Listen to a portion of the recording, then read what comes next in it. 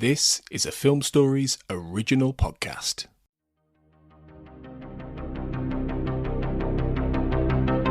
This is Writers on Film, the only podcast dedicated to books on cinema.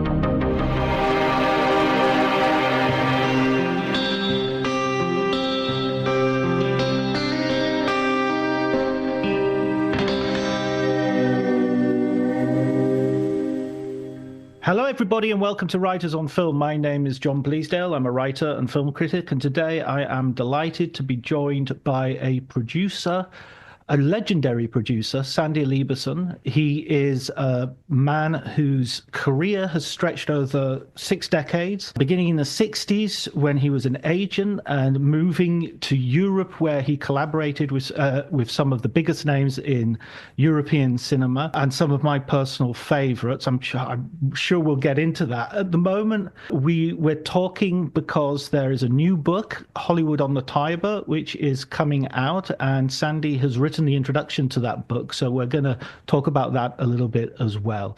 Sandy, thanks so much for joining me. Thank you for asking me. I'm happy to be here. First of all, I want to talk about your beginnings in the industry. You were an agent to some quite high-powered players, right? Well, yeah, I guess you could call them high-powered, yeah. Definitely. The ones that sort of popped out to me were figures like Peter Sellers, someone who, having read the Roger Lewis biography, I think that must have been a heck. Well, he was one of the main reasons I decided to stop being an agent, actually.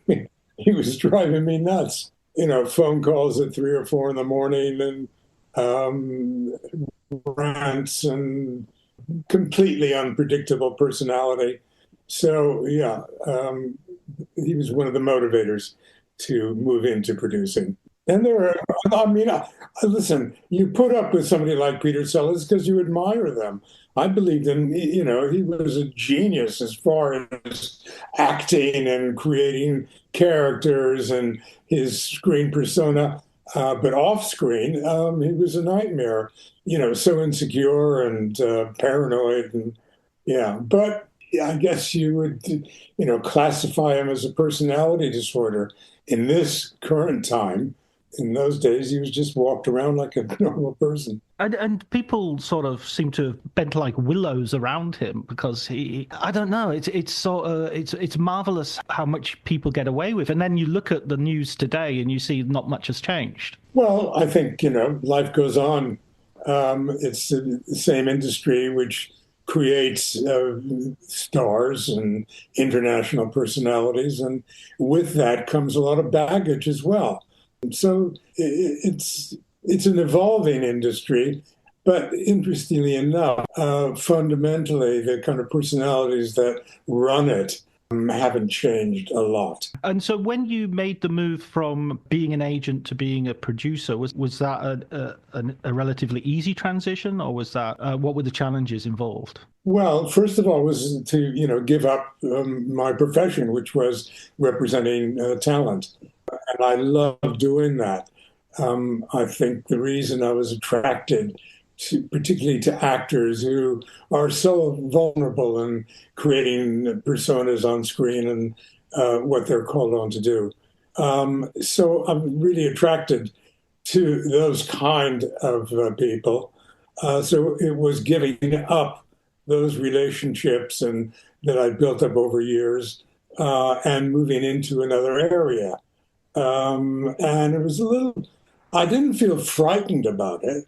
I felt very excited about it because I found something, a piece of material, a screenplay, writer, directors, etc., cast, Mick Jagger, that I wanted to work with. And I felt that this could be an exciting entry into producing and, maybe prove challenging. Yeah. So this was the film that you produced with Nick Rogue and Douglas Camel directing? Donald Camel, apologies.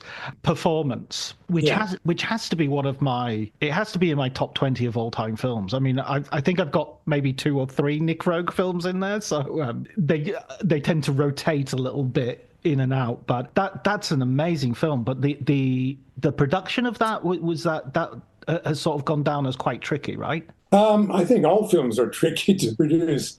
Sure. Some films are more tricky than others to produce. And in this, we had very strong personalities. Jagger was his first time as an actor, although he was an actor as a performer in a way, but as an actor. And Donald had a strong vision of the film he wanted to make, as did Nick Rogue, and they collaborated brilliantly. But it was full of strong personalities, and some finding their footing and finding their way, others more attuned to filmmaking. So it was an exciting and challenging venture, yeah, but I thought it was worth it. So that was what moved me into the producing. Were you already representing? Did you already know Mick Jagger from representing the Rolling Stones? Then was that the sort of bridge that led you there, or was it the script, or what was the thing that sort of got you in there? Well, I was representing the Rolling Stones for film and television. We had done the first production together, Rolling Stones Rock and Roll Circus. Mick wanted to move into acting as well. So he and Donald met and they became good friends. And then Donald suggested that we consider having Nick Rogue involved as the cinematographer and co-director. And so we met, we discussed it. It was added complications. Warner Brothers, of course, resisted the idea of people co-directing. Remember, this was in the 60s, before all these brother acts started co-directing sci-fi and other kinds of films. So it was a novel suggestion, something that hadn't been used frequently in cinema, co-directors. But it worked fantastically well. They each had their area of responsibility, but overlapped. Nick, of course, as a cinematographer, knew what he wanted to bring to the film in terms of the colors, the style, the concept of the photography. And Donald, of course, came with the actors and having written the screenplay. So it was a good and fantastic relationship, and it worked really well. So the making of it was relatively simple. It was all shot in London, all location. Maybe 5% of it might have been inside a studio for some pickups and close-ups and things like that. But otherwise, it was all location movie, all over London. And London in the 60s still hadn't exploded in terms of population expansion. Now, to shoot a film in London is a nightmare. Then we move freely through the city, getting the locations we wanted, etc. So, yeah, the production of it went fine, except Warner's hated the rushes. They really didn't like the film once they saw it. And of course, that created problems. What were they kind of expecting? Were they expecting something more sort of rock and rolly, or what was? I think they were expecting something more rock and rolly, in tune with Jagger and the Stones audience, etc. And that wasn't the concept of the movie at all. The movie was something else, quite different. Yes, it incorporated rock and roll and the real use of music in the film, but nonetheless, it wasn't a rock and roll movie. Yeah, it's such a great movie to watch because I think it feels like it's one of those 60s movies that it's not, those 60s movies can feel very, very dated, and yet this feels like it speaks to the 80s and the 70s and the 60s as well. You have a sort of punkish character in there with James Fox's gangster, and it transcends its moment. Yeah, I think what we did with performances in terms of being more experimental, certainly in English language cinema, of being more experimental in terms of storytelling and stylistically approaching what a film is going to be like. So I think a lot of what we did back then has just worked its way into the system, and it's just part of filmmaking now. So it's, yeah, I think it pushed a few boundaries, but listen, that's what cinema was all about. At least that's what it attracted me to the idea of producing. It's interesting that you say that about world cinema as well, because you were in Europe. You'd previously represented Sergio Leone, so you were very open to, and we're going to talk in a little while about what was going on in Italy as well. There feels like there was a more, I don't know, I don't want to make too many comparisons because it's very easy to sound like an idiot when you do, but it feels like there was this openness to international cinema that still survives. But I'm thinking of a time when the French New Wave had just happened. You have people like Bergman and Kurosawa being household names.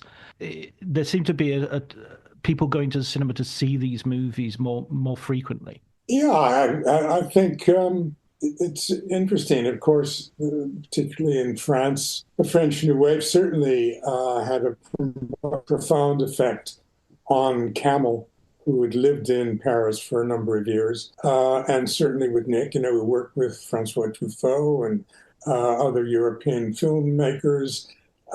So there was an appreciation of what was happening in terms of European cinema, the French New Wave, Italian neorealism, what was happening in Germany as well. It definitely had a profound influence on their approach to cinema, stylistically and in many other ways as well. And yeah, it did, but they weren't frightened to admit that. They embraced it, with reference, their inspirations rather than pretending this was solely their interpretation of cinema. So it was an exciting period. I think one of the most, it was a breakthrough era, post-World War II, cinema of the 60s. It looked different. There were different subjects, different ways of interpreting films. It was an incredible creative period in world cinema. I went to work in Rome in 1961 as an agent. I worked in Hollywood as an agent, and the company I worked with, a man called Phil Gersh, who brilliant guy, and he represented most of the Hollywood blacklisted, communist writers and directors and actors. And so a lot of our business was being done in Europe because that's where they worked. But it wasn't only, blacklisted people, and Robert Wise and directors like that, Phil Carlson. And so I came in contact with one of the agencies in Rome that we work with, Kaufman and Lerner, two Americans who had opened the agency in the 50s, I guess. And I was intrigued about I'd never been to Europe, and I was intrigued about the films they were making and the kind of importance of culturally what was going on in Europe. And so I asked them for a job working in Rome, and they said yes. And I talked it over with Phil Gersh, and he said he was happy, and it meant I could continue representing those clients in Europe for them. And it was, a real adventure.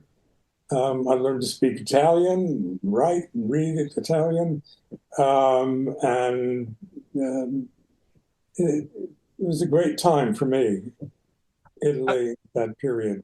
And so at this period, you sort of had a ground level view of one of the most exciting periods in Italian cinema as well.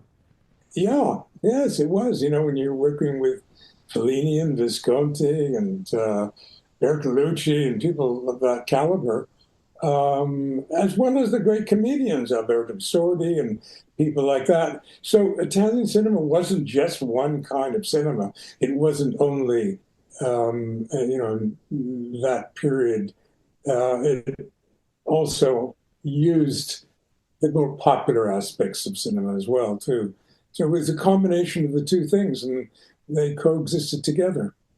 I really loved. I recently watched The White Sheikh with a Fellini film with Alberto Sordi. Has a relatively small part, it has to be said, but it's just I do like the Fellini films like I Vitelloni and The White Sheikh, which have that sort of comic popular element to them. Yeah, and part of it was a satire of society and of certain personalities, and Fellini was always doing that.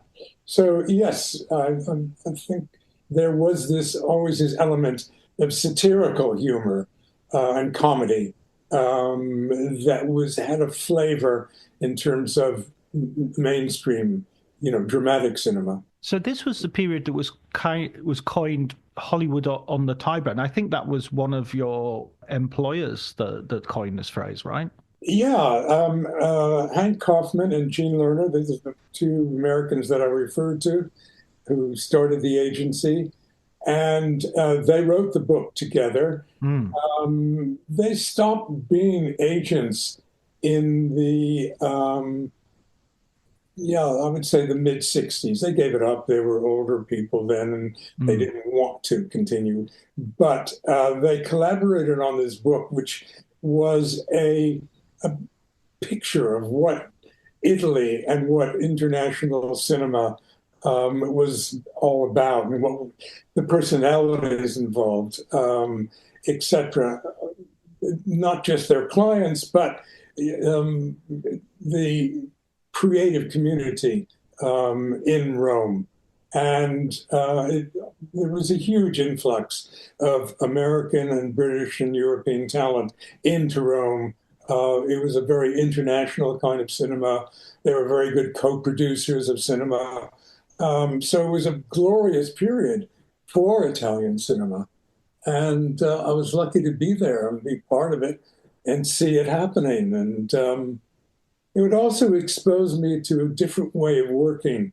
I think American cinema is a much more industrialized process. And I think that's the heritage of the major studios, Warner Brothers and MGM and 20th Century Fox. They worked in a very hierarchical way and a very industrial way. And the Italian cinema in particular was a much looser kind of cinema. First of all, the idea of collaboration existed on all levels.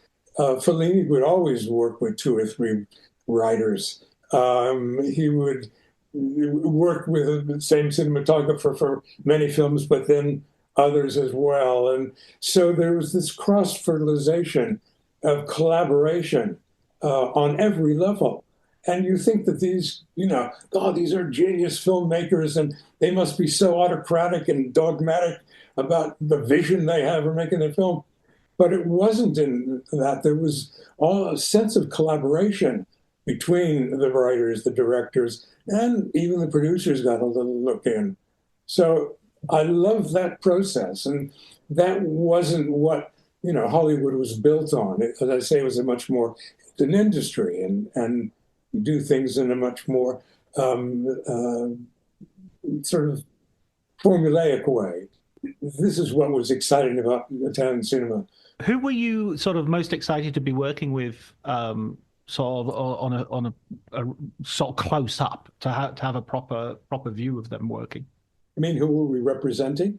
Yeah, who were you getting close to and were able to sort of see in the process of making films and have that opportunity to see them close up? I was lucky enough to get to work with all of them in the sense that I was an agent representing talent that these filmmakers wanted to, one example was Susan Strasberg, that Giulio Pontecorvo was making a film about the first film about what life inside a concentration camp was from the perspective of somebody called Capo, K-A-P-O. And that was the word that was used to describe. They had Jewish capos that actually had to carry out the work for the Nazis. And so this was from the capo's perspective. and his fascination with this young Jewish prisoner in the concentration camp. He wanted Susan Strasberg for the role. And Hank Kaufman got on a plane, went to New York, got a hold of Strasberg, had to speak to her father, and agreed to do it. And she was in the film and was absolutely brilliant. So the agents played, a really important part in Italian development of international Italian cinema. And then, of course, you had the De Laurentises and Carlo Ponti and people like that who became international producers as well. So it was very open to that. It's a really interesting period as well for the fact that you'd have Italian directors making films and getting stars from Hollywood in. And I mean, obviously, one of the most obvious examples of that is Sergio Leone getting Clint Eastwood to come and star in these westerns that he was making while he was on a break from Rawhide. So that sort of cross-pollination isn't quite as doesn't work quite. I mean, I suppose you get people like Yorgos Lanthimos making English language films now, but it's not quite the same thing as going to Rome and filming, or in the case of Leone, going to Spain and filming these movies. It doesn't seem there's that same movement happening. Well, yes, but you have to remember that the reason you went to Spain was to get a Western look. Yes, true. Yeah, so it was, but of course it was also a Spanish co-production, and Italian film industry was built on co-productions. So you had these American Westerns being shot in Spain by an Italian director and production company. That is an interesting combination. I mean, Marisol the Mexican is played by a German actress as well, I think, if I remember rightly. Yes, yeah.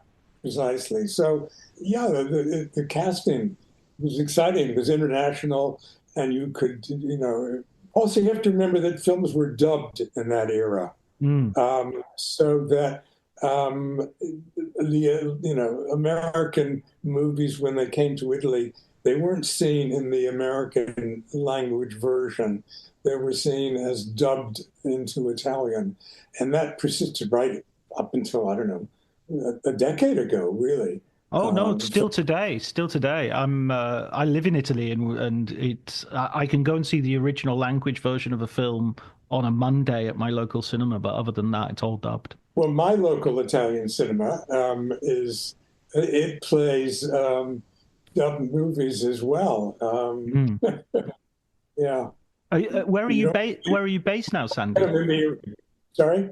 Where are you based now? Are you in Rome?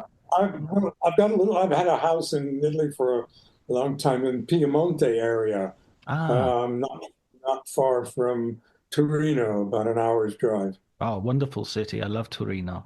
Love Great. it. Amazing to have discovered it.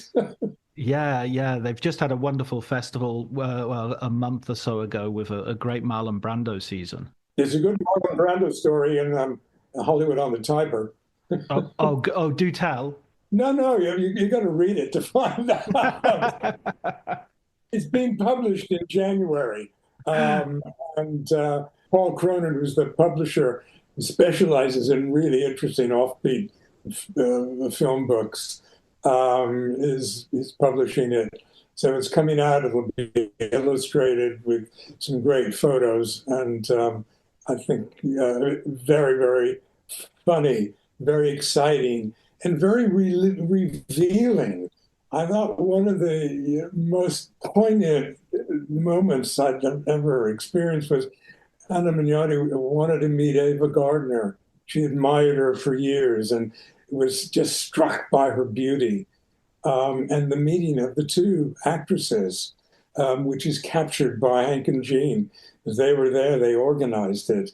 It's just worth the price of the book alone. It's so emotional and touching, yeah.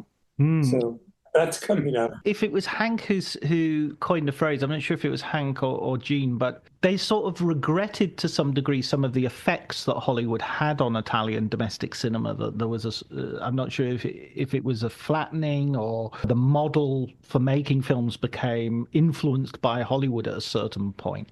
Do you agree with that, or do you think that was maybe, I don't know, overstating the case? I think it's an evolution. I Mm. think it's an evolutionary process. And I think they felt so strongly about Italian and European cinema, its independence, its integrity, its bravery in terms of subject matter and all of that. And they felt there was a certain corruption of this European type of cinema that wasn't beholden to control of a few people. It was a much more democratic process. So Mm. they believed in that, and they believed that the American influence in some way compromised the integrity of European cinema. Guys, listen, if you're a producer, you want to get your film distributed by a big company worldwide, and if you got to make compromises and changes in order to get that, then you make them and you do it, or not, as the case may be. A lot of people refuse to compromise, and so it was a time where this, because you have to remember, Italy had been right alongside Adolf Hitler. Mussolini and Hitler were great patriots. Mm. And so Italy had to, in some way, absolve itself from the extermination camps and all of this horror of World War II. And one of the ways was becoming a communist. And so there was this incredible upsurge of the Communist Party in Italy. It would scare the hell out of the United States. They said, there's books have been written about it now, but they sent CIA agents to Italy to, in some way, subvert the Italian government so it didn't go communist. It was a fascinating period. But so it was all of this happening, of trying to rid themselves of their history of having been Hitler's accomplices. And so that influenced subject matter of films, and French went through the same process of finally admitting, yes, they collaborated and they had signed a peace treaty and a truce with Adolf Hitler. And so both, I think, countries had to undergo. It went very much quicker and deeper in Italy and in France, where they really didn't want to acknowledge, their collaborations. Finally, it happened, and it became a focus and subject matter for films in Italy.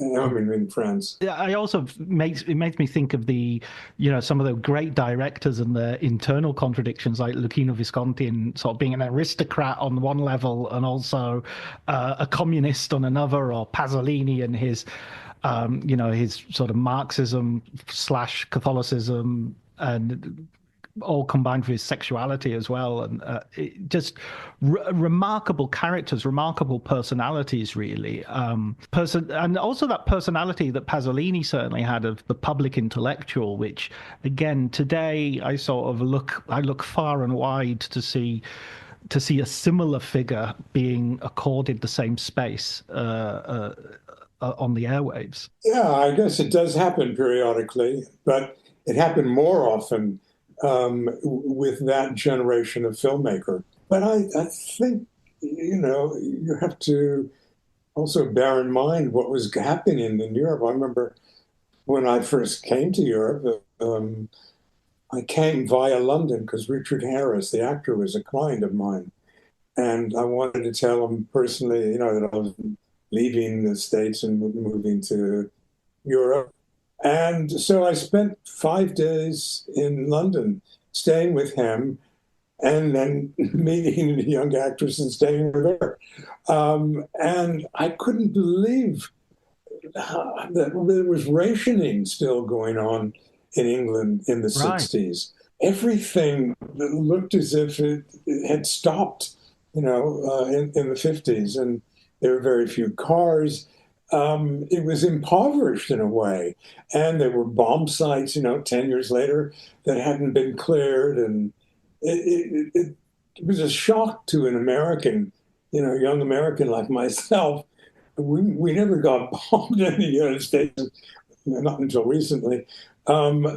So it felt so strange coming to Europe and realizing what Europe had been through and what it was still going through post-war. So this was a gigantic, in a way, the 60s was a liberation, a break with the old traditions. And yeah, it was a birth of rock and roll. And all of a sudden, people began to appreciate the blues and black orientated music, and it was it was an incredible period. I'm lucky to have lived through some of it Yeah, absolutely. Yeah. and survived. That's an important point to underline. One of my friends didn't, he play around with drugs, and I was lucky enough to play around with it and leave it. And so many of my contemporaries didn't make it out. They were dropping like flies from overdoses and God knows what other. But that was the period. Yeah, absolutely. The overindulgence was kind of written into the ethos at a certain point. I think it was a liberation thing, fascinating. Yeah, if you've lived with austerity and rationing, and then suddenly you get into a period of posterity, it's difficult not to. It's like feast and famine in the medieval times. I mean, I saw a film the other day called The Brutalist. Oh, wonderful film. Yeah, yes, amazing, actually. Amazing film. And of course, one of the most shocking moments of it is this Jewish refugee, a brilliant architect who, was part of the Bauhaus brutalist movement of architecture. He manages to get a visa to come to the United States because his cousin was living there. And very early on, after his arrival, all of a sudden you see him go into the bathroom, and this brilliant architect is shooting up. He's taking heroin, and I hadn't seen that in a film, and how graphic it was presented in a long, long time. It was very interesting to see that this drug culture, it was exploding all over the world. Yeah, and and in that sense, it wasn't sort of like an invention of the 60s. It was something that had been there post-war and was just latent, was just waiting for someone to describe it and bring it out into the open. I mean, was it even illegal, a lot of these drugs, until later? That's right. Going back to Europe and producing, and after you've worked in Italy for this period as an agent, what did you think the lessons were that you got from the European style of production that you took into the role yourself? I think one of the things that struck me the most, but I'd seen a couple of examples that, I mean, for me, one of the great characters, people in Hollywood cinema was Roger Corman.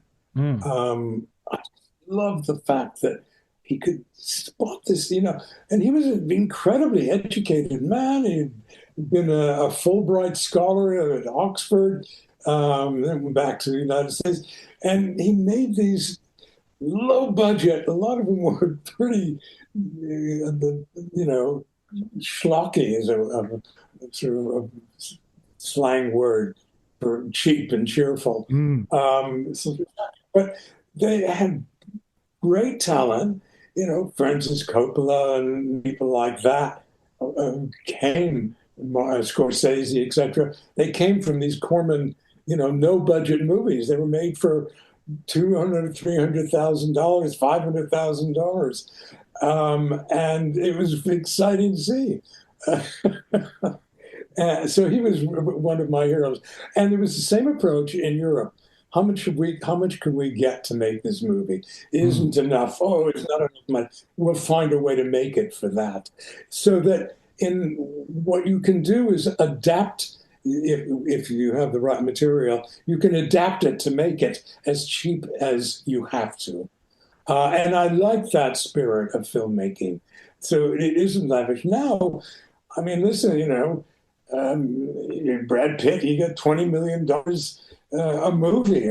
Timothy Chalamet probably gets $10 million a movie, pretending he's Bob Dylan. So that the cost of movie making is extraordinary.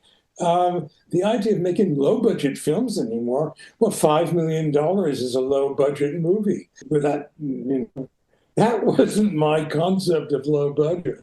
I came through in an era where you can make a low budget movie for a couple $100,000 or less, or 50,000. You made it what you could get the budget for. And I love that spirit of filmmaking. That for me is really exciting. I mean, John Cassavetes was an actor that I represented and a brilliant director, and he's a great example of that kind of filmmaking. We'll make the film for what we've got. And it worked, and they knew how to make movies on that level. And I love that. And that inspired me. And it's something I've always felt. Films are ridiculously expensive because of the salaries that people get. They don't really need to get paid that much money. And I like the fact that European cinema now, it's gotten more expensive, but nonetheless, you make these films inexpensively, relatively inexpensively. And they can, The Brutalist, I'm told, I believe it was made for $10 million. Yeah, Jesus, that's incredible when you see what the bloated American movies look like these days, overloaded with bullshit. And to see a movie like that made for $10 million, man, that's imagination. There's a filmmaker with imagination. Yeah, absolutely. I went to see, because at Fox, I commissioned the Nosferatu, Werner Herzog's movie. And there's an interesting story behind that, I'll tell you. And I loved it. It was made inexpensively.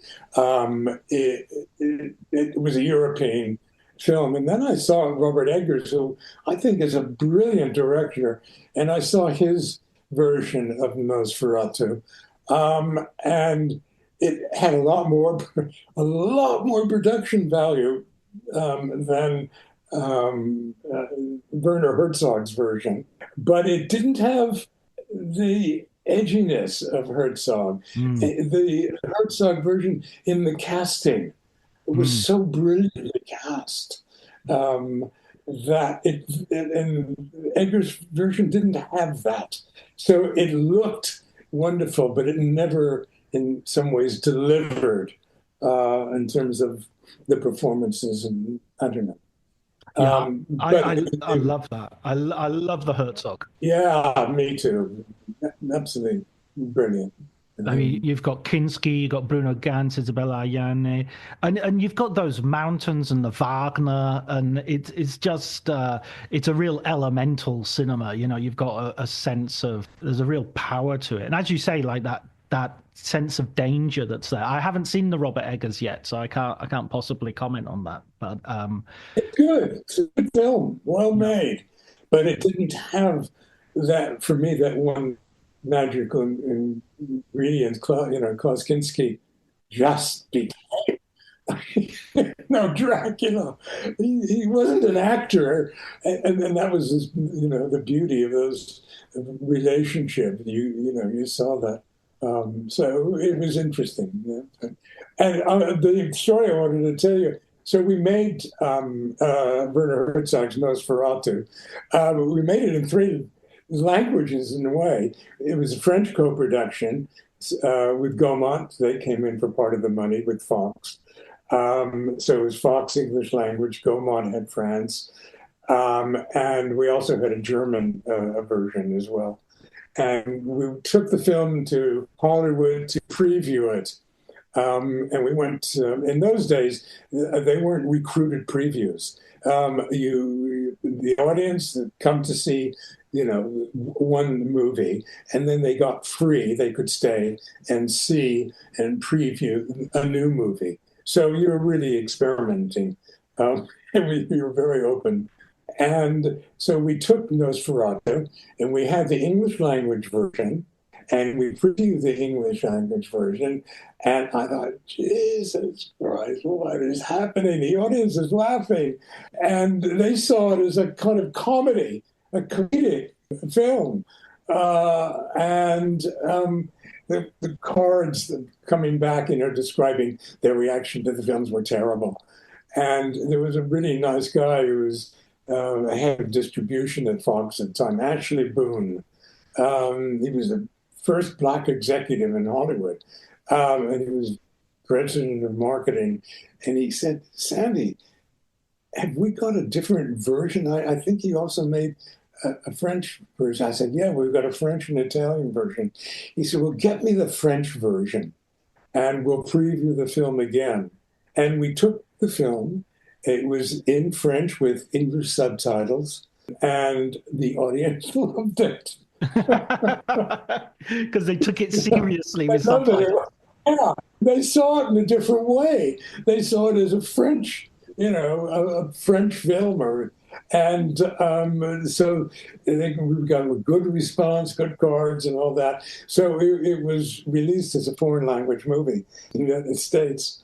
It was funny how you get there, Wow. I heard from someone, a Chinese producer, that if there's a foreign language movie, like a French movie or an Italian movie in China, they dub it into English and then put subtitles in Cantonese and the idea is if you're going to see a foreign language film, you want it to be in English. The audience want it to be in English. So yeah. I mean, those films that you were producing in the 70s as well, you produced quite a few talents who they were their first movie making. I'm thinking of Terry Gilliam and Jabberwocky, for instance. Well, Terry Gilliam was a fellow American in London in the 60s. And I met him.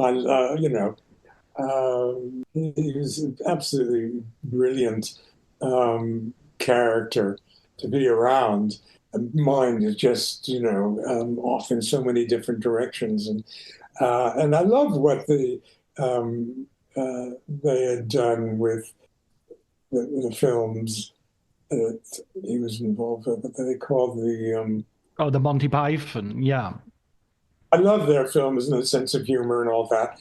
And Terry, of course, Terry Gilliam and Terry Jones, right. The other member of the Pythons, co-directed the films. And so I said, God, I don't know if they're always going to be co-directing together. And so I approached Terry Gilliam and said, listen, have you ever thought about directing on your own? And his eyes just lit up. He said, yes, I'd love to.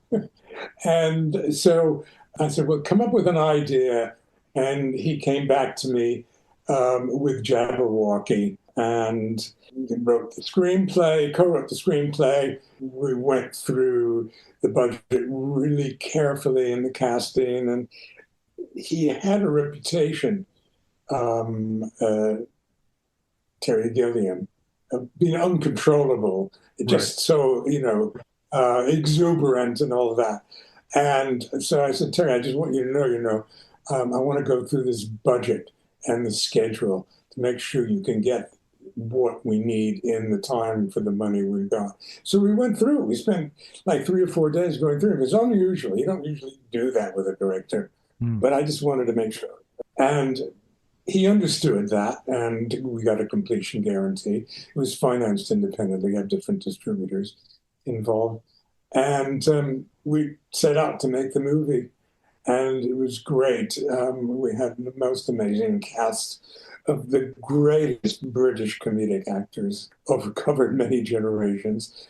And it was a lot of work, because it's a period medieval film, lots of complications in terms of locations, wardrobe, etc., etc. And we were going at a very fast pace. And the cinematographer, after the third week, came into the office and said, if we continue at this pace, I'm going to quit.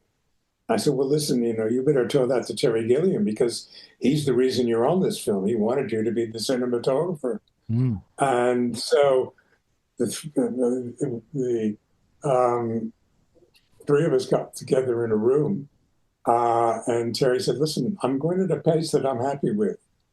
And the cinematographer says, well, I'm going to quit then. I thought, shit, in the middle of production.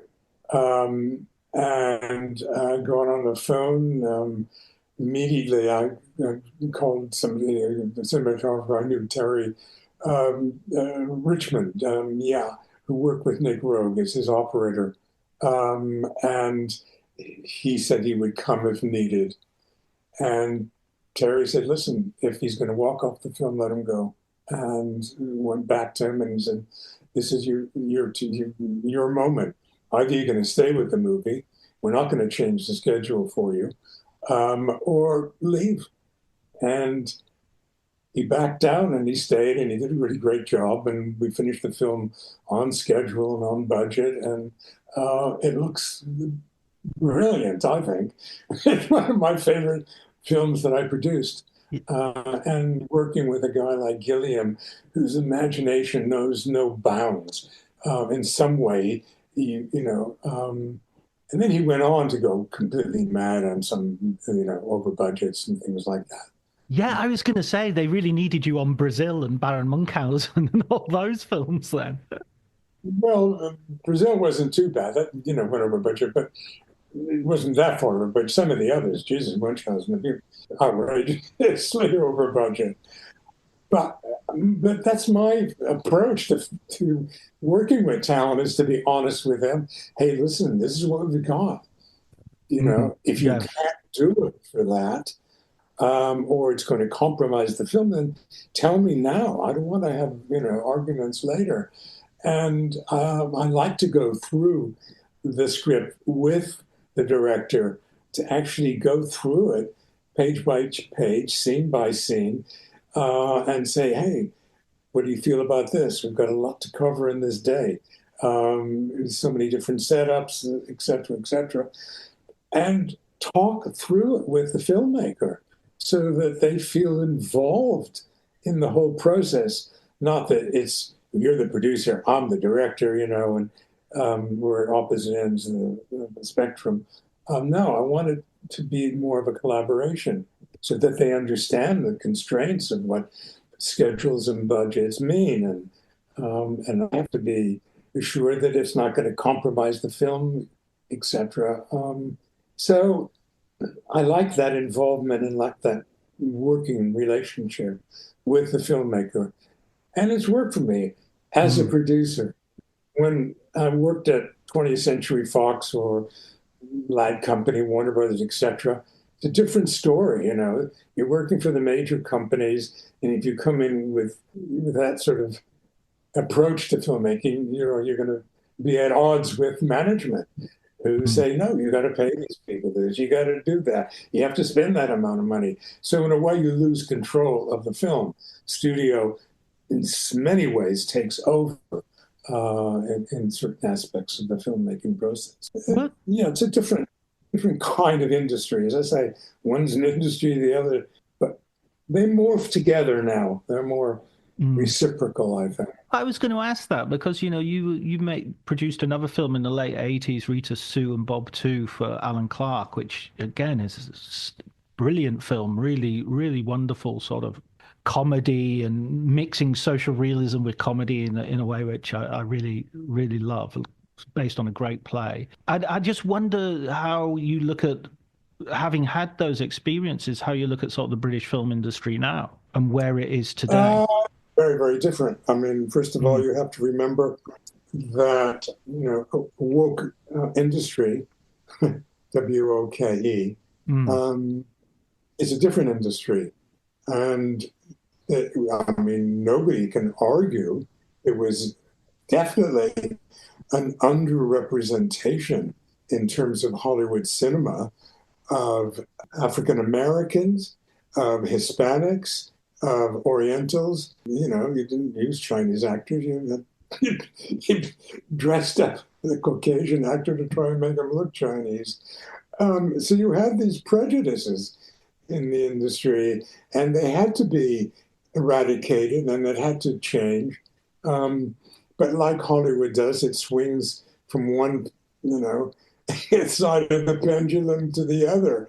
It doesn't do it in a thought out, a more methodical way. It just leaps through it. So we've had, the past 10 years, a lot, as I say, a lot of it is very healthy.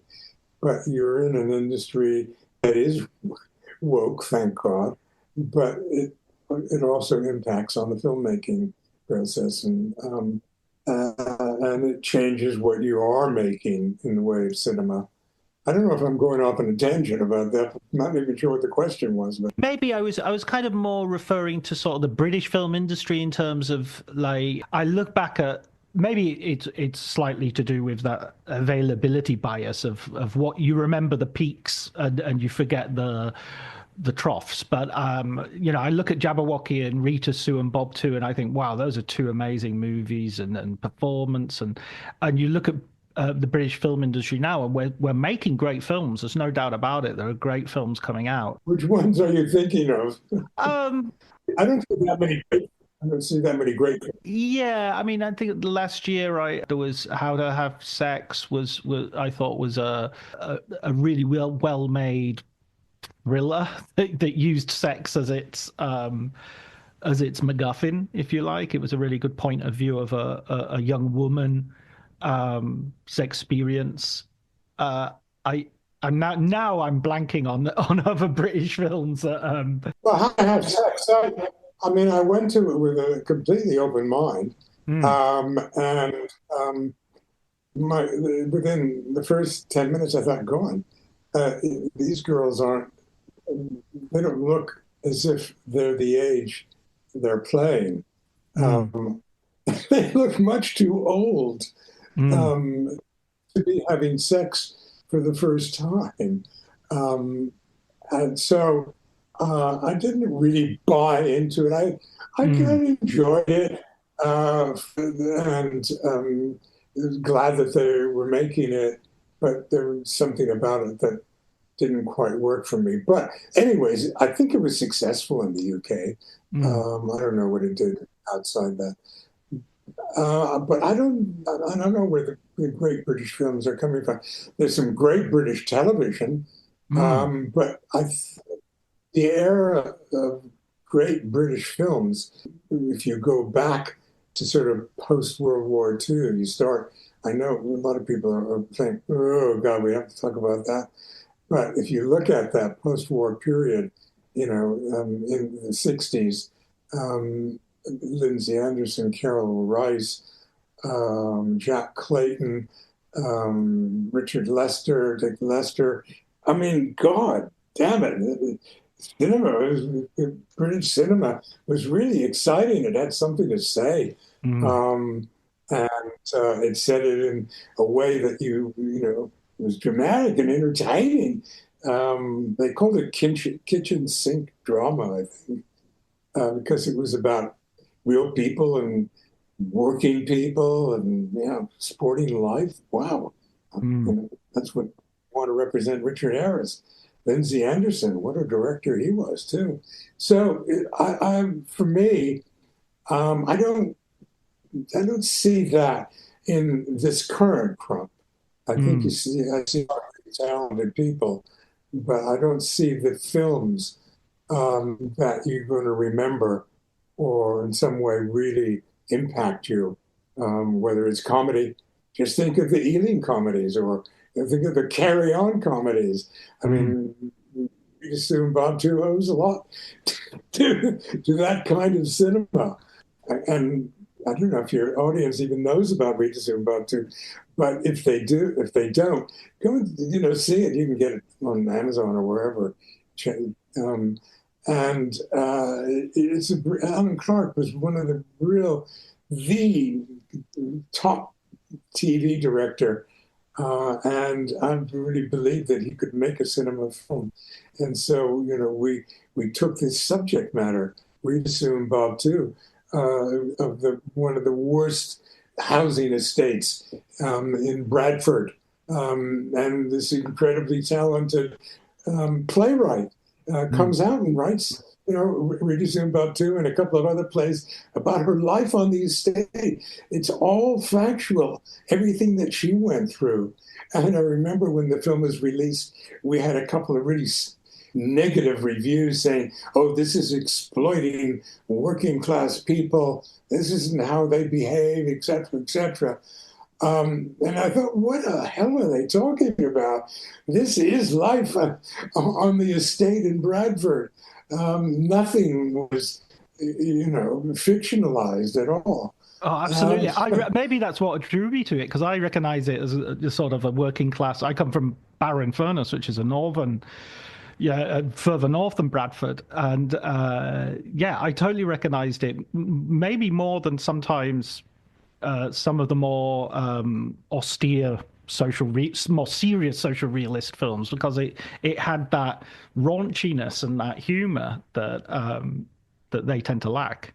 I mean, when I got the script, I said, there's only one director that I'll make this with, which was, I said, Alan Clark. He's done some of the most exciting British television I've seen in years.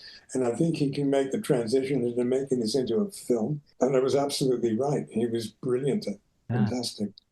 Well, what do you think the problem is with? Because when you talk about that era, that post-war era, and it seems like there's a parallel problem in Italian cinema, although Italian cinema survived maybe much longer before the dip. Is it? I mean, I tend to look at British cinema and I see there seems to be a lot of great debut films, and then the support drops off for this. Everybody's looking for the great new talent, and then once that arrives, it's like, now you're on your own. It doesn't. I'm not sure if there's is it an infrastructure problem? Is it the talent just isn't there? What's going on? Well, when I went for public funding, when I started producing, in a lot of the films that I did in partnership with David Putnam, we produced with government funding. The British Film Institute, only it wasn't called the British Film. It was called the British Film Institute, but it was a separate body that dispersed government funding for British cinema. And these were people who said, okay, we like this, we trust you, we trust you. That was something they emphasized. We trust, you are going to make a good film and bring it in on the budget you agreed, and we're going to put some of this government subsidy money into your film. And they didn't tell you to start rewriting your screenplay. They didn't tell you to do this. They didn't tell you to cast this way. They didn't tell you to do that. They let you alone. And you either made your mistakes or you got things right, or it was a combination of the two things, but you went ahead and made the film. And now it's just so prescribed in terms of, yes, you're giving government funding, but you have to go through countless script meetings with the funders. And that can be a very negative process. It's very ageist. So very rarely does anybody, of 50 years old actually get any funding. I think Mike Lee is probably the last person to get government funding in his I guess, early 70s. So it's changed. It's changed its perspective about how funding is distributed and who it's distributed to. So you must fulfill a commitment to have, over half of your films have to be made by a gender-orientated decision on director. That means that half of the films made have to be made by female directors, which in some ways is a very good thing, and redressing an imbalance that existed. But it's gone so far the other way, so that decisions are made about casting and all that in order to fulfill the gender and social requirements. And in some cases, that's a good thing, a very good thing, because you're giving opportunity to actors and filmmakers before who didn't have the opportunity. But it's gone so far the other way that How to Have Sex can be the best British film of the year. Well, that says something about the year and British cinema. Not that How to Have Sex is a bad film. I'm not saying that. But if that's the best film, what the hell's going on? You know, it's some misreading of, this funding and filmmaking process. Yeah, and it feels a little bit like British cinema has become like almost purely art house cinema as well, in the sense that it will be put in the same screens as the latest French film or Anatomy of a Fall or something like that, versus Hollywood, rather than. I read a statistic. I'm not sure if it's true or not, but it's a statistic, so it must be, that like more than half of tickets sold in Italy at cinemas are for domestic films. That people go and see more Italian films than they go and. I think it's by a slim margin. I think it's like 52% are Italian films and the rest are Hollywood films, and that. I don't think Britain's anywhere near that. I don't think most countries are anywhere near that. I think you're absolutely right. That's a healthy statistic, and it shows you the strength of Italian language and Italian language films. In some ways, Italians are very provincial in the sense that the only language they speak is Italian. In many other European countries, people are multilingual. But that isn't the only reason they're going to see those films. Italian cinema goers are pretty adventurous. They want to see what are considered art house films. And these are films that are widely distributed to the public. They aren't just in one or two cinemas. So I think the cinema audience in Italy is a much more vibrant audience. And they respond to Italian language cinema very strongly. Yeah, I want to say, the big budget Hollywood movies, and the more interesting Hollywood movies too. But they love their own films in their own language. That's a healthy thing, I think. Yeah, I think it's that thing of they like to recognize what the streets look like. They like to recognize what the interactions look like. They have their own sense of humor. It doesn't necessarily translate to quality. As Cinema Panettone will attest, there's plenty of terrible Italian sex comedies that still do very, very well at the box office. But it is a sign that they get to see. It's like the Italians still have their carry-on films and Britain doesn't. And that's as much as the carry-on films weren't necessarily all that good. There's they served a really good function. They made you laugh. No matter what class you were, that was a great thing. We went to see these carry-on movies, and there would be the English upper class sitting side by side with the British working class enjoying, these romps. Yeah. That was wonderful, the carry-on films, I thought. Yeah, that's the Roger Corman in you, because you love how they made how cheaply they were made. There was a brilliant story about how the Carry On films often followed Richard Burton and Elizabeth Taylor around and basically made films based on their costumes. So they made Carry On Cleo with Sid James wearing Richard Burton's costume, and they made Carry On Don't Lose Your Head with Anne of a Thousand Days, Richard Burton's costume. And it's just like, that's how they saved money, was Richard Burton cast-offs. Well, I've got to be honest with you. That's how we made Jabberwocky. We got one of our major sets, was a standing set that had just been used in another film at Shepperton Studios, and we negotiated with the film producers and the studio, and so we used their sets in What was Czechoslovakia. the film? What was I the? forgot the name of it. Sorry, but it was a period film, obviously. Hmm. And so we used a lot of their sets, which I love that idea. I'm like, God, we've got these, people spent hundreds of thousands of pounds on these sets, and we can get them for £10,000. Isn't that great? Rather than thinking I've got to, build everything from scratch. No, and Terry Gilliam was like that as well. He loved that, Oh yeah, Hmm. let's cannibalize that and use Yeah, that incorporate film. Um, absolutely. I love that kind of filmmaking. I don't know. I'm sort of an anarchist at heart. So Yeah, yeah. It does go with that. That as you say, your great hero Roger Corman. That improvisation and make do. yeah, yeah. It isn't. Look at it. Ultimately, it isn't the money you're spending. It's the people are coming to see. They're coming to be able to laugh or cry or get angry or whatever at Yeah. films, and so give them Well, what they want, well, listen. but do it in an interesting way. Absolutely, absolutely. Well, listen, Sandy. Can you remind us of the book and the book that's coming out in January, Hollywood on the Tiber? Yeah, Hollywood on the Tiber.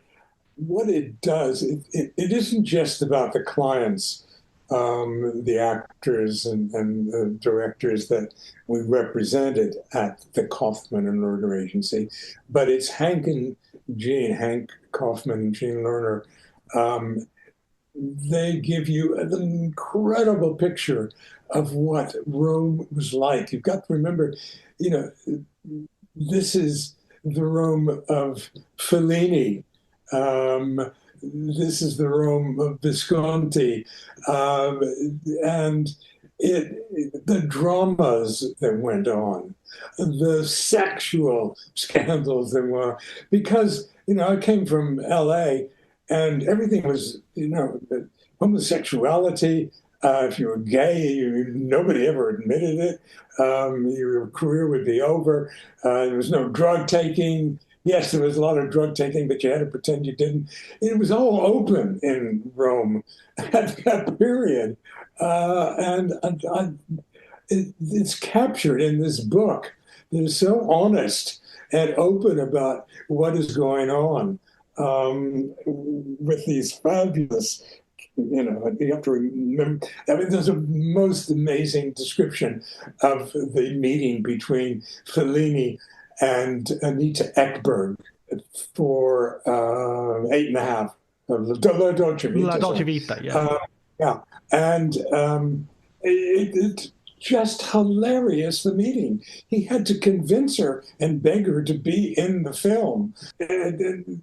It's full of these kind of stories, but it's also a very intelligent book because Hank and Jean were intelligent. Jean was a real intellectual and a writer himself.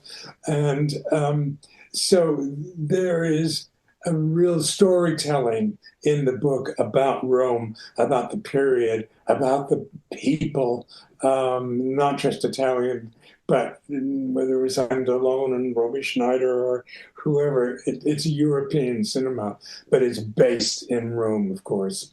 And when I first read it before it was published, I thought, God, they really captured it in this book. And Mm. so now, finally, it is going to be published in English I believe it's January, and I